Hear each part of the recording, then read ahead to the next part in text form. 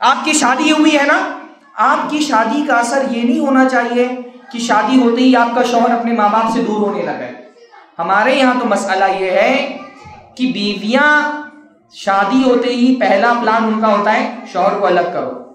भाई दसियों केस आ रहे महीने में, आदमी आकर के शिकायत कर रहा है, शेख बीवी ने नाक में दम किया हुआ है, बोल रही है अलग करके रखो मुझको।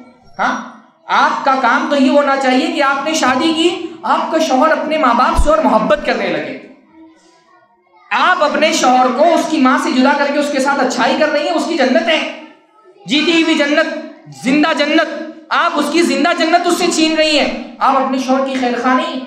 अगर आपका ये प्लान है ना, औरतें प्लान बना के आती हैं भाई, पूरा plan A, plan B, plan C सब रहता है कि किसी तरह अपने शौहर को अलग करना है, और पूरा दारुश शूरा होती है, पार्लियामेंट, हाँ, पूरी शूरा उनकी होती। लड़के बहुत बेचारे भोले वाले, उनकी शादी हो जाती है ना, लड़के वो इसी में खुश रहते, बीवी मिल गई, हाँ, वो ज्यादा दिमाग नहीं लड़ाते शादी के आगाज के दिनों में।